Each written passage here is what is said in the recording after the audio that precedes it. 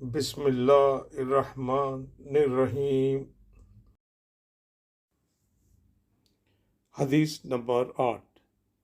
رسول اللہ صلی اللہ علیہ وسلم نے فرمایا، اسلام کی بنیاد 5 چیزوں پر قائم کی گئی ہے۔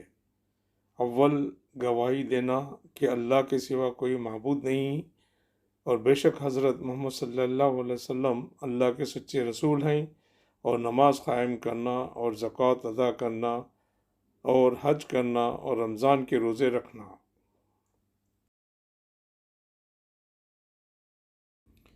حدیث نمبر 9۔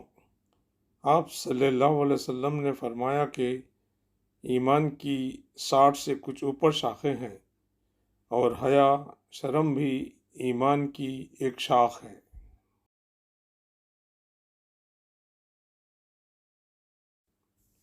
حدیث نمبر 10۔ آپ صلی اللہ علیہ وسلم نے فرمایا، مسلمان وہ ہے جس کی زبان اور ہاتھ سے مسلمان بچے رہیں، اور مہاجر وہ ہے جو ان کاموں کو چھوڑ دے جن سے اللہ نے منع فرمایا۔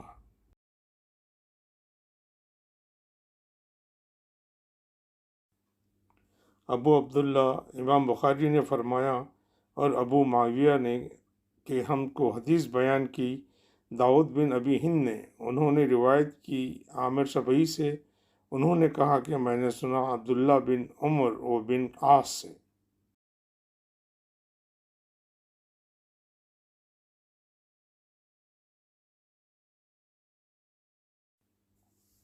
وہ حدیث بیان کرتے ہیں جناب نبی کریم صلی اللہ علیہ وسلم سے وہی مذکورہ حدیث، اور کہا کہ عبداللہ علی نے روایت کیا داؤد سے، انہوں نے عامر سے، انہوں نے عبداللہ بن عمر بن عاص سے، انہوں نے نبی صلی اللہ علیہ وسلم سے۔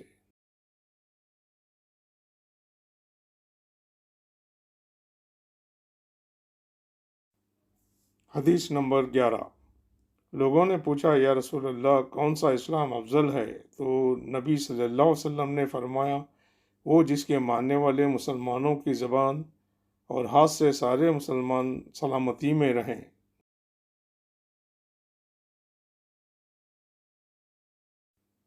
حدیث نمبر 12۔ ایک دن ایک آدمی نے حضرت صلی اللہ علیہ وسلم سے پوچھا کہ کون سا اسلام بہتر ہے؟ فرمایا، یہ کہ تم کھانا کھلاؤ اور جس کو پہچانو اس کو بھی، اور جس کو نہ پہچانو اس کو بھی، الغرض سب کو سلام کرو۔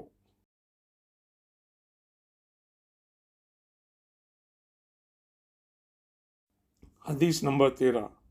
حضرت صلی اللہ علیہ وسلم نے فرمایا، تم میں سے کوئی شخص ایماندار نہ ہوگا جب تک اپنے بھائی کے لیے وہ نہ چاہے جو اپنے نفس کے لیے چاہتا ہے۔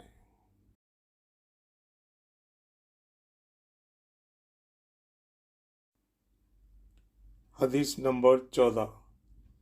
بے شک رسول کریم صلی اللہ علیہ وسلم نے فرمایا، قسم ہے اس ذات کی جس کے ہاتھ میں میری جان ہے، تم میں سے کوئی بھی ایماندار نہ ہوگا جب تک میں اس کے والد اور اولاد سے بھی زیادہ اس کا محبوب نہ بن جاؤں۔ حدیث نمبر 15۔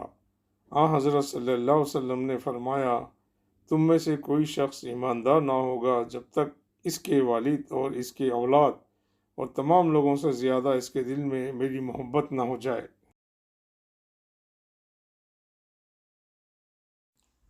صدق اللہ العظیم۔